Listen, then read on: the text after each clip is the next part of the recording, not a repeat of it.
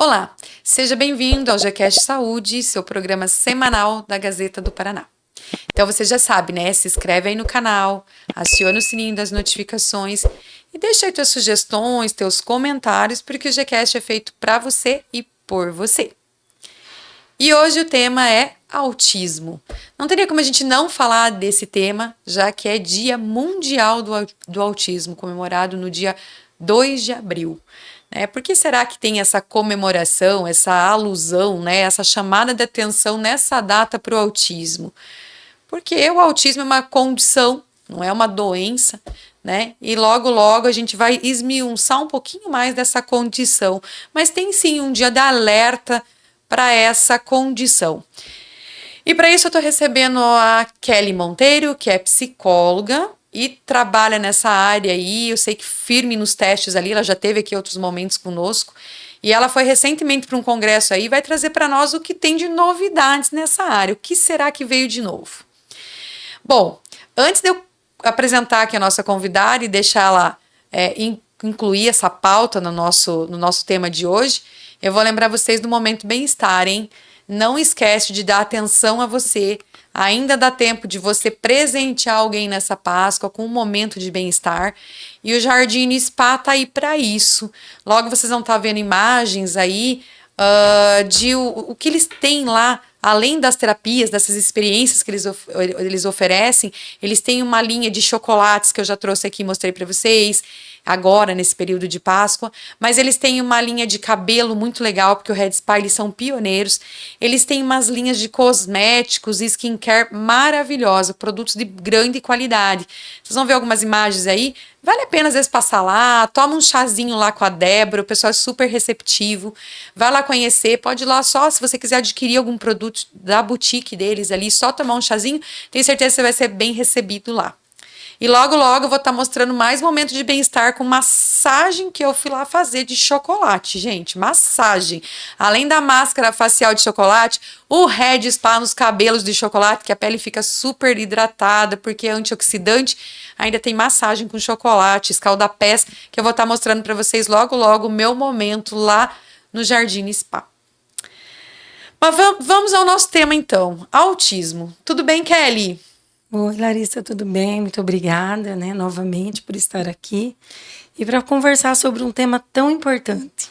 E é dia 2 de abril mesmo, dia do Mundial do Autismo? Dia 2 de abril.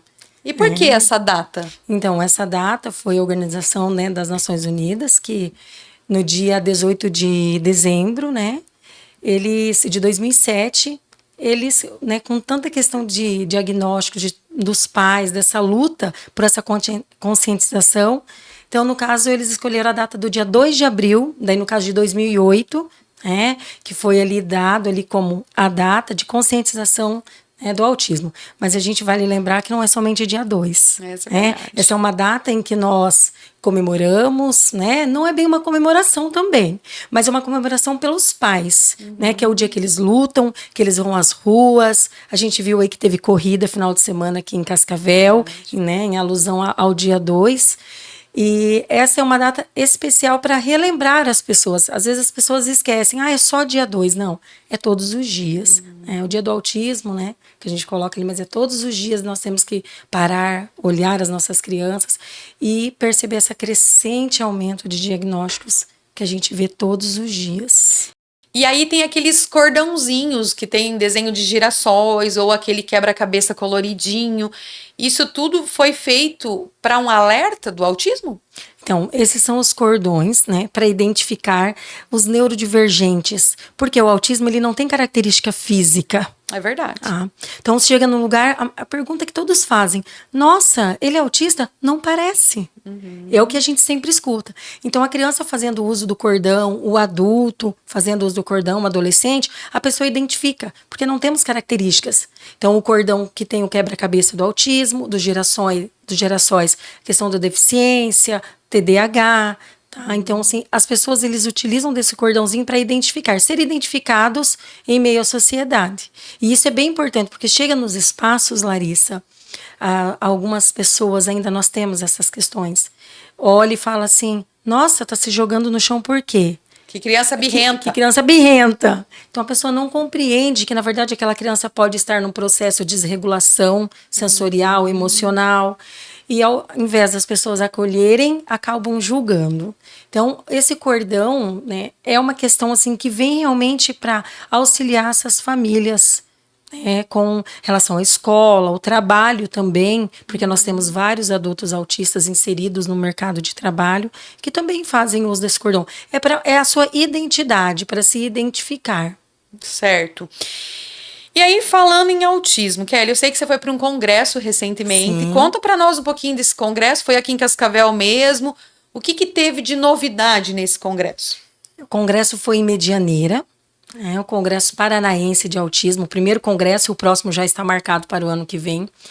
Então, nós tivemos grandes pessoas que trabalham dentro dessa área. Um deles é o Dr. Tiago Castro, renome em Foz do Iguaçu, que veio trazer para nós a questão das altas habilidades, do autismo, que as pessoas não percebem as características. Doutora dentro da área de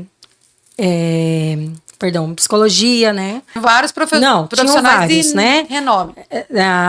A Jasper, que veio falar sobre a técnica dela também dentro do autismo, que ela também tem um método Jasper que ela trouxe. Tivemos lá dentro uma doutora, tá? Que ela é neurologista, ela é médica e ela é autista. Olha só. E é bem interessante porque que eu trouxe essa fala. Ela é autista e ela demorou para a família dela buscar esses atendimentos para ela. Então achavam que ela era o quê? Uma pessoa tímida, que não gostava de ter socialização com ninguém, com nenhuma pessoa. E ao longo da sua vida, ela passou por alguns sofrimentos. Ela contou a história da vida dela, ela teve depressão, ela foi alcoólatra. E olha que importante dessa fala dela. Porque ela queria estar inserida no meio. Uma das falas que foi trazida dentro do congresso é essa questão do aumento das mulheres estarem buscando seus diagnósticos.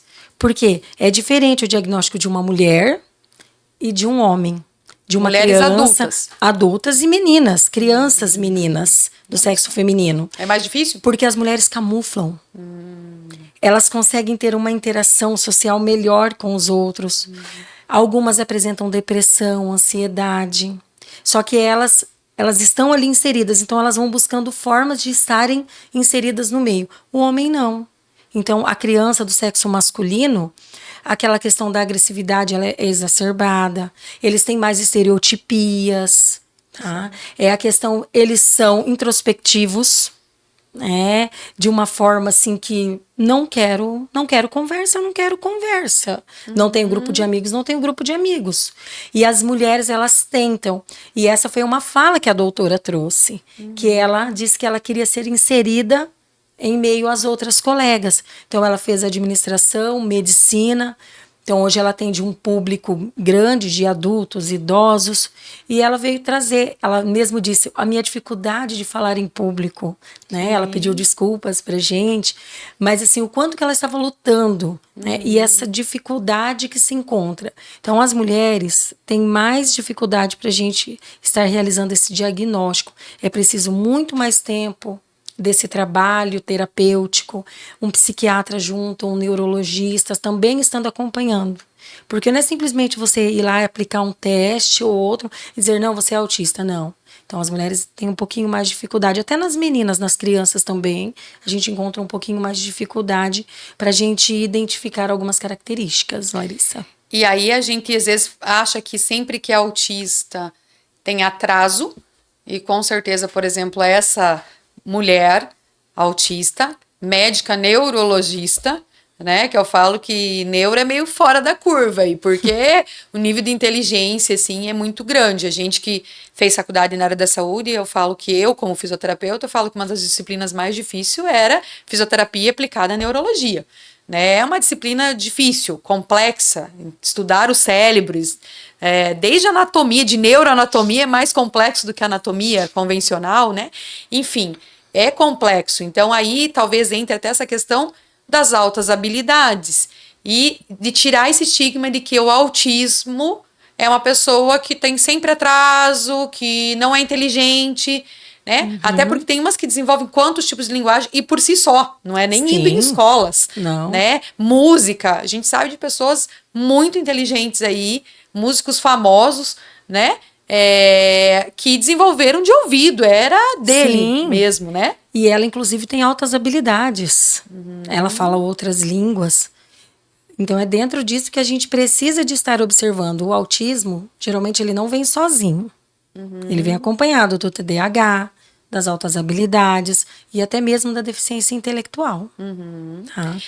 Bom, aí quando a gente fala em autismo, a gente está falando de um transtorno do espectro autista, que é uma condição de neurodesenvolvimento. Isso mesmo. Não é uma doença. Não. Que afeta a comunicação, a parte de sociabilização, como a própria médica aí citou, e você já citou aqui, de comportamento, né, com intensidades variadas aí, e que ocorrem desde a infância. Então, assim, já nasce com o transtorno, não é uma coisa que você adquire com o passar do tempo. Não. É isso, não é? Isso mesmo. Nós nascemos autistas. E aí, quando as pessoas perguntam se tem cura, não tem uma cura, porque é uma condição. É uma condição. Não é uma doença. É uma condição do neurodesenvolvimento. Tá? Então, a criança, ela nasce autista. Nossa, Kelly, mas eu não vi os traços. Então, eu sou uma mãe atípica. Meu filho Rafael Murilo teve um diagnóstico tardio, aos 11 anos de idade, né? Foi no ano passado, esse ano ele está fazendo 12 anos. E eu posso, né, explicar um pouquinho dessa questão dele. Por que o tardio? Rafael Murilo, aos 2 anos de idade, ele 3 anos, ele brincava, ele enfileirava objetos, mas a gente percebia um desenvolvimento normal. Ele gostava de estar com as crianças, mas nem tanto. Ele tapava os ouvidinhos para os barulhos, mas a gente achava que era tudo tranquilo. Não, é porque ele não gosta mesmo, é dele. Só que quando chegou na pandemia, Larissa, né, é onde veio ali mais forte. É onde a gente ocorre as podas neurais, que ele tem aos 2 anos, essa poda nessa faixa etária, e onde apareceu mais as questões do autismo. Então, aí ele começou a enfileirar, girar objetos, coisas que ele não fazia. A questão do humor dele começou a oscilar demais, picos de agressividade que ele estava tendo. As pessoas chegavam em casa, o Rafael se escondia nos quartos. Ele não queria ver as pessoas, por mais que fossem pessoas da família. Então, muitas vezes, a casa estava ali com pessoas que ele conhecia, que era do convívio dele, e onde estava o Rafael Murilo? No quarto. Então, mediante todo esse processo vivido, Larissa, nós levamos o Rafael para fazer uma avaliação, tá? Primeiro lá com uma psicóloga, uma psicopedagoga, veio o primeiro parecer. Mas aí, naquele momento, suspeitava-se, né, do TDAH, dislexia, e o autismo foi descartado. Certo. Então, o Rafael recebeu um diagnóstico de TDAH e uma possível dislexia. No ano de 2024, o Rafael fez uma nova avaliação neuropsicológica, acompanhada de um psicopedagogo junto, que também identificou só ali o TDAH que o médico já havia dado o diagnóstico, dislexia foi descartada, mas veio o autismo novamente. Levamos então novamente no neurologista, né? Que é até importante a gente dizer que psicólogo, psicopedagogo não dá diagnóstico. Nós damos a hipótese diagnóstica. Quem fecha laudo? Psiquiatra e neurologista. São eles quem fecham laudo. Nós damos a hipótese, nós fazemos o rastreio. Só um bracinho para eles. Só ali para eles, né? E claro, daí eles vão ter o acompanhamento deles também. Então, daí veio ali o fechamento do laudo mesmo. Então, TDAH, né, e autismo de suporte 1. Então, o Rafael, mediante a tudo isso depois, Larissa, ele começou a apresentar tics, estereotipias, e que hoje elas são intensas. Tá? Então, o Rafael já é acompanhado por um psiquiatra, por um neurologista, e ele hoje também tem um diagnóstico de bipolaridade. Tá? Então, ele também é tratado com psiquiatra dentro dessa área. Então, ele toma os medicamentos que ele precisa. Os tics têm diminuído um pouco, mas ali a questão do TDAH é muito, muito presente e do autismo também. Então, ele não gosta de muitas pessoas, ele tem pouca socialização, mas tem um bom vocabulário. Ele é super falante, né? Não, quando você conhece, você já tratou o Rafael Murilo, né, na acupuntura, Mas é uma criança que consegue estar no meio aos outros. E aí vem aquela questão que, como foi muito tardio o diagnóstico, para o Rafael Murilo foi difícil a aceitação, né, desse diagnóstico. Até os tratamentos começou tardio, porque começou o diagnóstico tardio, foi tardio. porque o diagnóstico foi tardio. Mas hoje ele já está conseguindo aceitar melhor essa condição. Porque o que é importante? A gente tem que falar para eles. Não mudou nada, ele continua sendo o Rafael Murilo, que ele sempre foi. Só que ele tem uma condição porque hoje ele compreende o porquê das coisas. Por que eu faço isso? Por que eu me comporto dessa forma? Por que eu não gosto dessa situação ou daquele alimento? Então, E a tá gente tudo já consegue... certo. E tá tudo certo. Porque é a sua condição. É a condição dele. E aí os sintomas que normalmente eles têm é o quê? Esses comportamentos repetitivos, esse interesse restrito, às vezes, por um determinado tema, objeto, assunto ali, e essa sensibilidade sensorial, às vezes à luz, ao barulho. É isso que caracteriza o autismo. Isso. Nós temos que observar a questão da linguagem, dos comportamentos, né, essa questão sensorial, das estereotipias, a questão alimentar. Então, aquela criança pequena que tem dificuldades no colo, é rígida, uma criança que ela deveria estar seguindo objetos ali com 4, 5, 6 meses, não está. Aquela criança que fica assim rígida no colo ou flácida demais, aquele bebê molinho que a gente fala. Tônus não é normal. Não é normal, né? Demorou para falar, principalmente, gente, eu vou dizer para vocês, eu tenho contato com várias fonos. Criança que não falou até os 2 anos, a gente tem que acender um alerta. A criança tem que estar falando pequenas palavras, né? Frases curtinhas, eu quero. Observem. Não é que seja autismo, Larissa, mas pode ter um transtorno na fala. E é importante que essas fases não sejam queimadas, que ela perpasse por todas as fases do desenvolvimento. Tá? E a fala, ela é essencial. Eu trabalho na rede pública de ensino, sou professora de apoio pedagógico. E o meu aluno é não verbal. Então, até mediante eu vou trazer essa questão dessa fala, porque no congresso teve uma palestrante, nossa, maravilhosa. Gente, eu sou difícil de recordar nomes, tá bom? Mas me lembro muito bem das falas dela. Foi maravilhoso o congresso. Olha, eu acho que o grande número de pessoas que tinham lá, Larissa, era de professores, tá? Terapeutas, psicólogos, mas em massa estava os profissionais da área da educação. E eu fico muito feliz por isso, porque eles estão buscando, né, o que fazer com aquele meu aluno que está em sala de aula. Até porque detecta muita coisa ali, Muita né? coisa. Ali, né? Assim, começa ali na escola. Às vezes o pai não percebe em casa. Quando chega na escola, o professor começa a explicar. E aí o pai... Ai, não tinha percebido. Ah, eu vi, mas eu achei que era normal. Então, essas questões não é normal. Então, a gente precisa de buscar esse acompanhamento. E ela trouxe uma fala para ser trabalhada com as crianças que são não verbais. Você trabalhar ali com a questão das libras. E ela trabalha com libras. Então, ela mostra os sinais, né? Então, ela estava explicando lá que uma criança, síndrome de Down, que tinha dificuldade na fala, né? Apresenta, assim, por várias questões. Até pela questão... Não era surdo. Não era surdo. É importante dizer isso, não é surdo. Ouvia, mas a questão da dificuldade da linguagem. Ela trouxe uma questão que ela estava ensinando os sinais e a mãe começou a ensinar os sinais e a menina se comunica através das libras, com sinais pequenos. É uma comunicação alternativa. Alternativa. A gente tem a pasta PECS, que é para a comunicação alternativa, e essa também é uma forma de comunicação alternativa. Então, o papai que ela fazia, e ela ensinando dentro da terapia ABA, a questão desse ensinar ali a língua dos sinais, então papai, e ela vibrou, tinha uma fonoaudióloga também que estava lá explicando sobre que ela faz o uso dessa comunicação alternativa, que essa professora que estava lá palestrante ensinou. Muito legal, Larissa. Então, a criança fazia o sinal da mamãe, que foi assim que eles ensinaram do papai. O banheiro também, né? Que o banheiro a gente sabe o sinal. Então, esses sinais para que essa criança conseguisse se comunicar. Então, essa mãe teve um relato lá dentro do congresso, dizendo que ali ela conseguiu identificar o que a filha dela, que se a filha dela queria água, se a filha dela queria a mamãe, se ela tinha comido ou não, se ela queria ir ao banheiro. Então, são meios e formas que nós temos até para trabalhar com as crianças. Então, não significa que a criança não vá se comunicar, mas nós temos que trabalhar. Então, a criança autista também pode ser trabalhada Olha que dessa legal. forma, com essa comunicação alternativa. Não com a pasta, mas ali ensinando sinais. É rápido?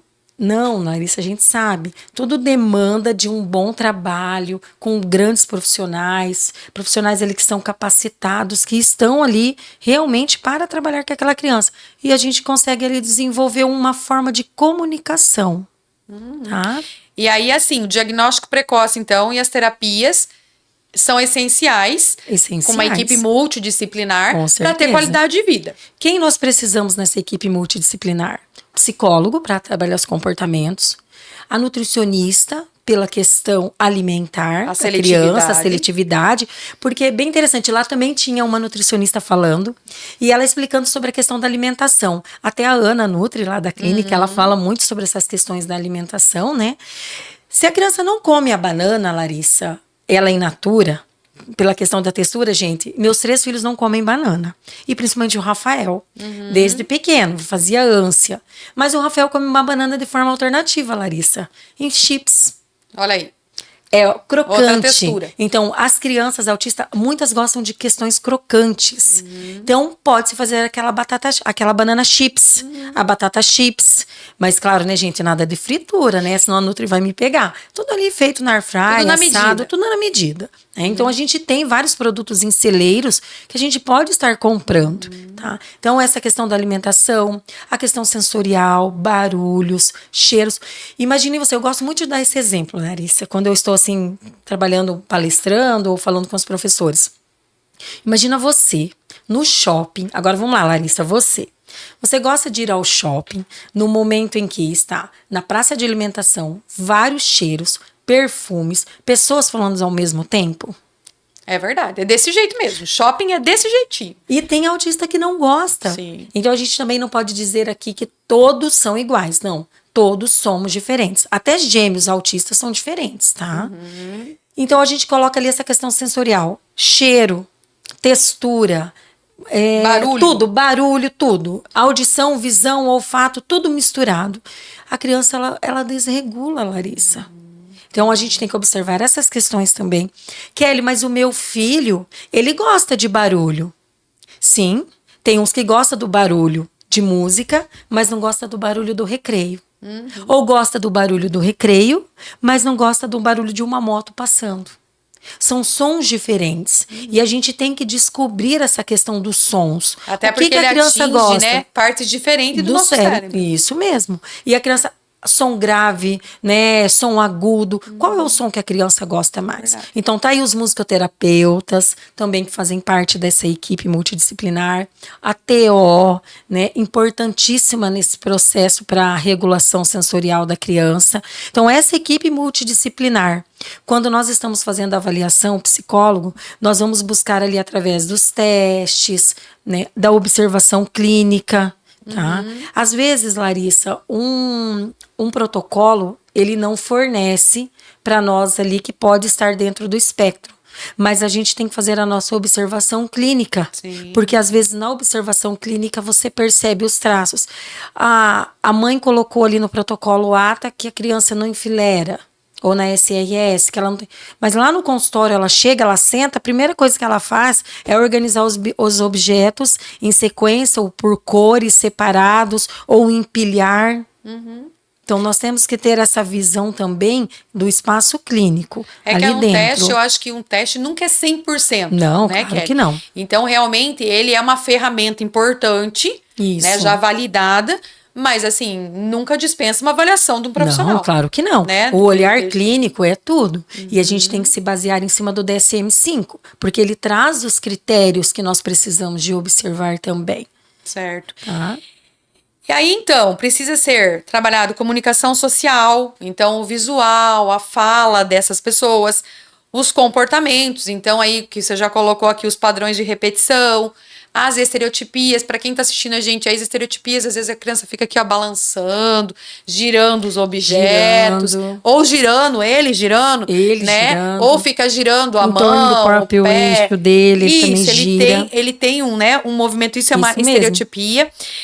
E também trabalhar essa questão, porque de luz, de som, como a Kelly colocou aqui, de textura, a parte de toque, né? Que eles têm uma Toque. dificuldade com o toque. Alguns E têm. precisa de rotina, né? Precisa de rotina. Rotina estruturada. Então, o que a gente pode fazer aqui? Uma criança que apresenta muitas desregulações dentro do comportamento. Mãe, tá organizando a rotina estruturada dele certinho em casa? Horário pra dormir? Escola, vocês estão organizando a rotina estruturada dessa criança? Ele precisa de horário para acordar, para se alimentar, para tomar banho, para dormir. Se desde pequeno, desde essa estimulação precoce, a família sempre estiver organizando, nós conseguimos ali melhorar essas questões. Uma resposta boa. Isso, tem uma resposta boa. Porém, Larissa, a gente também tem que deixar bem claro que às vezes algumas crianças apresentam muito mais dificuldades. E a gente sabe, eu conheço vários pais que eles estão fazendo rotina, mas que mesmo assim ainda eles apresentam muitas dificuldades, tá? Não é fácil, né? Não, claro que não é fácil. Até porque às vezes tem que adaptar a rotina da criança com a rotina dos pais. Aham. Né? E até uma questão assim, organizar os horários. Às vezes a criança ela se irrita com uma mudança de caminho que o pai fez. É verdade. Então, o que a gente tem que pensar ali? Vou organizar a rotina da minha criança. Então, eu levo ali o Rafael para a escola. Eu levo o Rafael todo dia pelo mesmo caminho. Quando eu mudo a rotina, Já. o Rafael fala assim, por que você mudou a rota? Aí, ó. Só que o Rafael, ele já compreende mais, né? Por estar Mas na uma fase criança, adolescente, às uma vezes- criança. Mas às vezes uma criança ali que tem 5 anos, dependendo se ela é não verbal, Parece ou que ela não tá seja observando, verbal, mas tá. mas ela está observando o caminho. E às vezes a criança fica nervosa, ela fica irritada, chega na Já escola, entra numa- já entra numa crise e aquela crise vai se prolongar dentro da escola. E eu digo a mesma coisa, inversão, Larissa. Às vezes aconteceu algo dentro da escola. A importância da escola, né, da professora, do coordenador, estar dizendo assim, quando vai entregar lá para Larissa, o filho dela, olha, mãe, Larissa, hoje, né, a gente acabou mudando um pouquinho a rotina, e a Paula começou a ter uns comportamentos, a gente conseguiu regular ela, mas talvez ela vai permanecer ainda. Porque a família sabe o que aconteceu também. E a família também chegar na escola e falar, olha, hoje eu acabei me atrasando, lá em casa foi tudo muito virado, muito corridinho, e acabou que, né, o Joãozinho lá, ele desregulou e ele tá meio nervoso ainda. Por isso eu falo assim para vocês, pais, né? Quando a gente fala, por exemplo, na clínica a gente trabalha com autismo, e quando a gente fala assim, tenta trazer no mesmo dia, no mesmo horário. Ah, mas eu precisei mudar por causa do meu trabalho, precisei mudar. Isso é ruim para a criança. E criança precisa de rotina. Essa coisa de eu trouxe hoje, vou pular 2 semanas, vou trazer daqui. Não vai ter evolução, vai ser ruim para a criança. De repente ela entra na crise justamente por isso, pela falta, sim, dessa rotina. Então, criança autista precisa, o adulto também, na verdade todos nós precisamos de rotina, mas essas crianças, esses adultos são, pela condição, são mais sensíveis a essas mudanças de rotina, né, Kelly? São sensíveis às mudanças de rotina. E o adulto também, Larissa. O adulto também, né? O Não é só a adulto criança. também, não é só a criança. Por isso essa importância de buscar essas estratégias, de sempre ter rotina estruturada. A gente tem que ter previsibilidade do que vai acontecer, previsão. Isso aí. Eu sei o que vai acontecer, tanto em casa quanto na escola, porque você diminui esses comportamentos, né, da criança ali desregular em determinadas situações e momentos. O negócio é não desregular. Não porque desregular. depois desregulou até regular, às vezes Até demora, né? Demora, Larissa. Tem criança que eu já vi que vai 2 horas chorando, chorando. E nesses momentos a gente tem que deixar a criança para ela se acalmar. Porque algumas crianças, quando você vai conversar com ela, piora. Porque a criança, ela tá num momento ali que ela não está te ouvindo. Ela tá num momento de crise. Quem que no momento de crise vai ouvir o outro? Não vai ouvir, tem que esperar acalmar. Isso aí. E aí, assim, tem nível também, né? Tem Tem nível nível. 1, 2 e 3, que é o leve, o moderado e o severo. E aí, assim, dependendo do nível, você precisa de um grau maior de terapias. Então, às vezes, o nível 1, como você citou do seu filho, é um nível mais leve. Às vezes, a supervisão ali, o suporte, na verdade, de terapias aí, às vezes é o mínimo. Mas tem que trabalhar a autonomia, tem que trabalhar aí os desafios sensoriais, né? Num nível 2, que é o moderado, já precisa de um nível maior de suporte, a comunicação às vezes já tem alguns prejuízos aí, né? E num 3, com certeza, você precisa de isso não tem nem dúvida, tem Não. que ter esse suporte né? E tem que ter para tentar desenvolver essa autonomia dessa criança ou desse adulto, que nós não vamos esquecer dos adultos aí. É isso, é de acordo com o nível, também você define ali o tipo de terapia, a quantidade de vezes que precisa vir, os estímulos que tem que ser feito, né? O diagnóstico, você já falou que normalmente quem dá, normalmente não, quem dá o diagnóstico é o neuro ou o psiquiatra, né? Vocês ajudam com os testes, a psicologia, a neuropsicologia, às vezes até o psicopedagogo, enfim, auxiliam nesse processo aí, nas ferramentas, para ajudar a fechar esse diagnóstico. E as causas do autismo, Kelly? Porque, assim, muito se pergunta, mas o que é a causa do autismo? Aí vem 1001, assim, fake news, porque aí vem algumas coisas que falam disso, né? O que a gente já observa com certeza é que tem um fundo hereditário forte, genético aí, isso a gente já observou, não é 100%, mas muitos aí têm esse fundo genético. Mas fora isso, o que mais? O ambiente, o que provoca essa condição? Então, assim, Larissa, inclusive no congresso foi falado sobre isso também. 90% é hereditário. O Dr. Diego estava lá, né, neuropediatra, e ele mesmo trouxe lá a fala dizendo que 90% é questão hereditária. Tem alguém na família. Alguém na família tem autismo. Às vezes não é o pai e a mãe, mas o avô. Não, às vezes o avô, um primo. Então eu já atendi várias famílias que pode ser o avô, a mãe, o pai. Às vezes nós ali, com o nosso olhar clínico, às vezes nós estamos atendendo os pais e aí o pai traz, porque é uma questão e tal. E ele era igual a mim quando eu era criança. Aí você já, né? Já tem aquela observação clínica, né? Até o Rafael Murilo, a nossa suspeita é pelo meu pai. Porque meu pai é uma pessoa de alta funcionalidade e meu pai tem todas as características de autista. Eu já disse isso para ele, mas ele fala para mim, né? Mas por que eu vou atrás agora? Eu tenho mais de 60 anos de idade, né? Isso para mim não vai me servir de nada. Mas a gente observa na questão ali do Rafael Murilo, a gente percebe que pode ser, né? Que a gente já conversou com um psiquiatra, tudo. Então a gente observa, e os fatores ambientais também, Larissa. Então nós temos vários estudos, nós temos uma grande estudiosa que é a Mayra Gaiato, tá? Que ela vem tratando sobre essas questões. Tem um livro dela, o SOS, né? Criança ali, que é acho que vocês já viram, ela segura uma boia com um ursinho, acho que é na capa do livro, SOS Autismo, e ela vem falando sobre essas questões, que é o fator genético e os fatores ambientais. Então, ela cita alguns fatores ambientais, que podem ser crianças gêmeas, né, gemelar, a mãe que pode ter, né, feito uso do medicamento ácido valproico. Dr. Lucelmo Lacerda, um dos grandes estudiosos do Brasil, do CBI of Miami. Estou aqui falando, gente, mas é porque a gente estuda essas pessoas, né? E ele também, ele tem um vídeo dele que ele fala na internet, que ele fala sobre a questão do ácido valproico. Tá? Que é um medicamento que, feito o uso contínuo dele, pode causar o autismo. Ele tem um vídeo no YouTube, quem quiser pode procurar lá, Dr. Lucelmo Lacerda falando sobre isso. As questões de mães que fazem uso de medicamentos antidepressivos. Então, esses podem ser alguns fatores ali que podem também acarretar a questão do autismo. Infecções na gestação. Também, essas questões.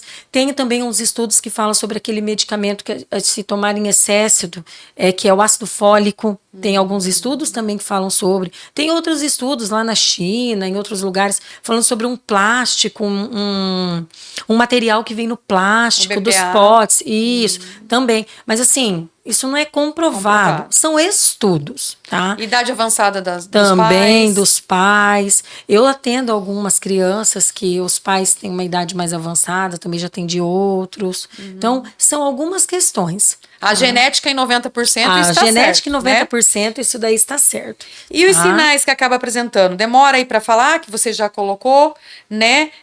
Às vezes não atende o comando pelo nome, que normalmente o bebezinho, quando você fala o nome, ele já procura. Já né? te procura. Evita esse olhar. Não brinca com as outras crianças, que foi o que você citou, que às vezes brinca mais sozinho, no mundinho dele ali, mas não muito com as outras crianças. E tem esses choros frequentes ainda. Bastante. Como um sinal de que não estou legal, né? Isso. E tô aqui precisando de um estímulo. Esses são os principais sinais. E é importante relembrar, Larissa, essa questão da interação social, Alguns pais falam assim, não, mas ele brinca com as crianças. E daí, quando a gente vai observar a criança, na verdade, ela só está ali no meio. Ela não está brincando, ela não está interagindo, ela não chama o outro, ela não tem a volição, que é a vontade de ir lá e fazer aquilo. Talvez a criança ela queira brincar, Larissa, mas ela não consegue, ela não sabe. Não consegue. Por isso da gente fazer o treino de habilidades sociais.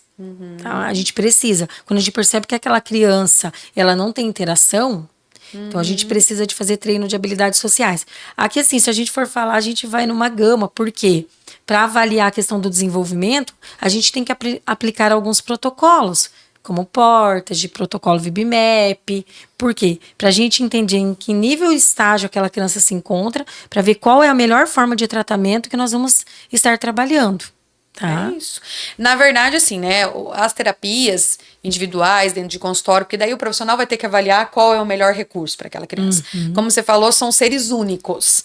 Não é uma receita de bolo para todo mundo igual. Não, né? de forma nenhuma. E aí tem o ABA, que é bem famoso, né? Hoje existe a terapia de Snoezelen, que é nas salas sensoriais, né, que tem um estímulo com luzes, com som, com aromas, com texturas, né, que tem uma outra pegada, um outro objetivo. E tem criança que se adapta muito bem individual lá no consultório, na sala, com o ABA, e tem aquela que é com a sala multissensorial, com o Snoezelen. Uma hora eu quero trazer aqui os profissionais só para a gente falar desses tratamentos, porque dá um podcast só sobre isso. Né? Porque é muita coisa que tem aí. Muita. E aí, assim, eu quero abrir esse parênteses mesmo para essas salas sensoriais, que hoje está aparecendo mais, porque há um tempo atrás a gente nem falava e até era questionável se será que isso realmente era bom para a criança ou não, esse excesso de estímulo que a sala proporciona, né? Mas tem criança que desenvolve muito bem com esses estímulos. Sim. É o que você falou, ele é uma reorganização, porque ele vai ter que trabalhar com isso, que você citou mesmo aqui o shopping. Né? Quem que não leva as crianças no shopping? E aí no shopping, por ter autismo, por ter o espectro, daí ele não vai tá lá na praça da alimentação, escutando as pessoas falarem, ela não vai ter que conviver com o cheiro lá, com tudo. A ideia é ele não desregular, ele realmente conseguir conduzir esse mundo real que a gente tem aí, né? Isso mesmo. Mas o Snoezelen é uma terapia da Holanda desde os anos 70, uma terapia antiga já desenvolvida, né? Que tem uma equipe multi, então tem fono, por causa dessa parte da linguagem, tem essa parte do terapeuta ocupacional por causa da parte sensorial, a físio por causa das AVDs, das atividades da vida diária, junto com a terapeuta ocupacional, a psicóloga por causa da questão comportamental, e aí o que você falou, o musicoterapeuta, a psicopedagoga, a nutricionista, tudo isso desenvolve atividades ali dentro, relaxando, mas também trabalhando esses estímulos, porque não tem como a gente falar que a gente vai viver num mundinho fechado. Não tem como, né, Larissa?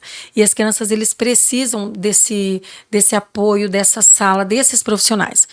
Quanto mais precoce você identificar o autismo, mais desenvolvimento você terá. Esse é o principal recado. Não, é o principal, tá? É o principal. Se você observar que a criança apresenta alguma condição diferente, mas aqui eu quero deixar uma coisa bem clara, Larissa.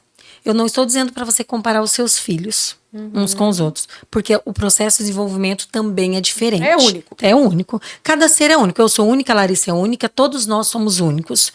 Mas você observar algumas questões de comportamento da sua criança, ela está lá brincando, ela não olha, você chama, ela desvia o olhar. Kelly, mas criança autista faz contato visual? Sim, o meu aluno faz contato visual comigo. Mas eu já tive outros que não fazem contato visual.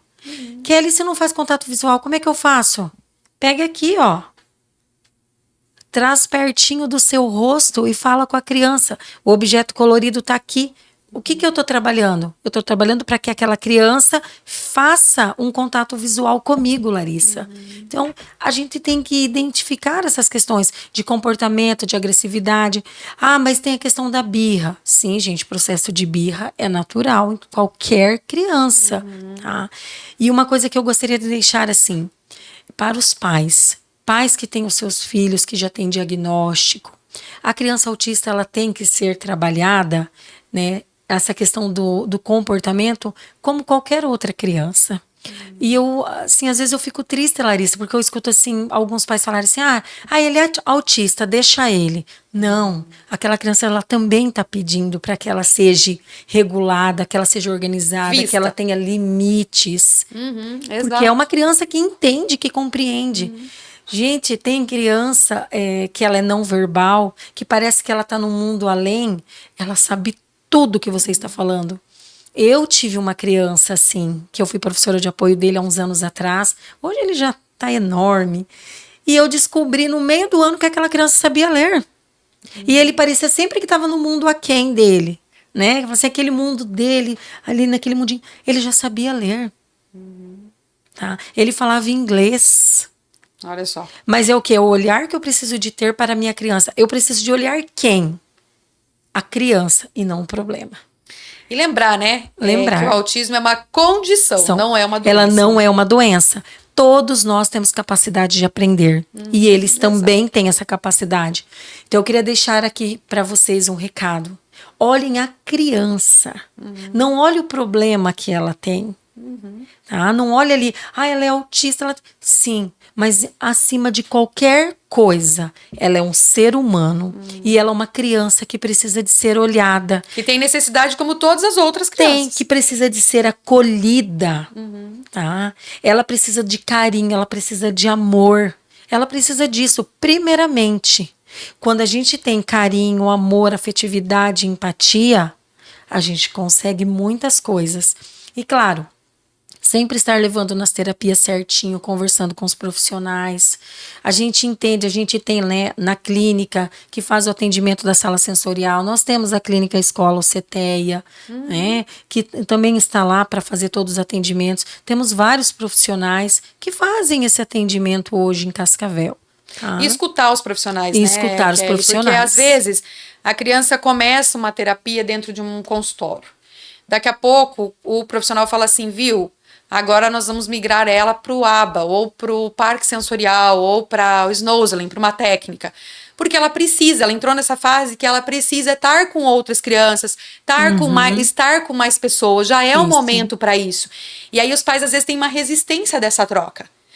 Não, mas ele tá evoluindo bem. Claro que tá, mas ele pode evoluir muito mais agora. Sim. Porque agora ele já tá numa outra fase. A criança evolui, ela tem desenvolvimento, como todas as outras crianças. É por isso que nós temos um planejamento. Exato. É por isso que nós fazemos plano terapêutico. O PEI, um plano terapêutico. Individual. Individual. Não adianta pegar o plano da Larissa e aplicar na Kelly. Cada um tem um plano. Que então, pode ter mudanças no caminho. Com certeza, porque aquela criança talvez já se apropriou daquilo que foi planejado para ela. Por isso a importância de se fazer uma avaliação. Tá? Então vamos colocar aqui, ó. Eu identifiquei alguns sinais. Quem eu procuro? Psicólogo, um psicopedagogo, neuropsicopedagogo, que faça ali juntamente, gente, quero dizer assim, juntamente com o psicólogo também, tá? E depois ali o psiquiatra, porque o que acontece? Às vezes, Larissa, os pais levam direto no neurologista. E o que o neurologista pede? Os testes. Os testes, uma avaliação. Então, se você identificou, procure um profissional da área, né, que seja dentro da área do autismo, que tenha especialização nessa área, que já trabalhe com essas questões. Posterior a isso, procure um médico, um neurologista para fazer realmente, se ali identificou, e lembrando, psicólogo não dá laudo, nós damos uma hipótese. E não medica. Olha, e não medica, vamos deixar bem claro que a gente não dá medicamento. Então, nós fazemos essa hipótese, tem as características, conversamos com a família, colocamos, olha, agora preciso que você busque esse profissional, porque é ele quem vai dizer. E se você já percebe que a criança tem atraso de fala, já encaminha também, olha mãe, é bom você buscar agora uma fonoaudióloga também, para estar fazendo ali uma avaliação, para identificar por que a criança não está ali, né, falando, verbalizando, por que não está construindo frases ainda, às vezes tem muitas trocas. E o neuropediatra, tá? Posterior a isso, ele vai encaminhar para as terapias também o que precisa. O psicólogo também ele já consegue identificar para a questão do terapeuta ocupacional, se a criança ali já identificou muitas questões sensoriais. Às vezes, Larissa, eu peço. para um profissional da área da terapia ocupacional, avaliar também, falar, olha mãe, eu vou encaminhar você para um terapeuta ocupacional que a gente precisa de ver algumas questões ali que foram observadas. E aí eu vou abrir até um parênteses, Kelly, porque uma vez uma mãe falou assim, eu não entendo por que minha filha precisa de fisioterapia. E aí eu até falei pra mãe, você sabia que às vezes posicionamento de língua interfere na fala? Sim. Né? E aí, assim, às vezes o teu filho cai o tempo inteiro, tem um pé chato, tem uma falta de equilíbrio e coordenação motora, como é que você quer que ele fale? Né? E aí, assim, a importância desse trabalho da equipe multi. Quando o médico encaminhou, ela encaminhou para fisio, nem sei por quê. Ela só não fala. Né? Aí você começa a conversar, a mãe fala, nossa, mas se você for pensar, realmente, ela tem 5 anos, meu filho de 2 cai menos do que ela com 5 anos. Né? Ela vira e mexe, vira o pé e cai. Mas porque a coordenação motora ampla, ela tá alinhada à fala. Então, assim, as pessoas têm que entender e confiar na equipe de saúde Com também, certeza. Né? Porque tá visualizando esse todo. E lógico, o pai e a mãe têm as suas atribuições, não estudou para isso específico, não vai entender isso. Por isso que cabe ao profissional de saúde também fazer essa explicação para os pais. Isso. Né? Para que ele entenda todo esse processo. Kelly, eu sei que nosso tempo já esgotou, nós vamos ter que marcar outro dia pra gente voltar a falar desse tema, porque esse tema é longo, e nós vamos voltar a falar só de tratamentos aqui, você vai ficar o convite aí, eu vou ver se eu trago alguém do Parque Sensorial, do ABA, vamos trazer uma equipe aqui pra gente conversar dos tratamentos, das opções que a gente tem de tratamento aí pra essa condição. Vou pedir para a Kelly fazer as considerações finais, deixar para a gente aí aonde que você atende, quem se interessou, quer marcar uma consulta, ficou meio na dúvida, será que eu sou um adulto aí que está assistindo? Não acho que é tarde para você fazer um diagnóstico, às vezes você está sofrendo tanto com uma condição que você podia regular e estabilizar e ter uma qualidade de vida muito melhor, né? Então, assim, quem ficou meio, sei lá, preciso fazer uma avaliação, aonde que você atende? E eu já vou desejar aqui uma feliz Páscoa a todos que estão nos ouvindo aí, porque é Páscoa agora, né?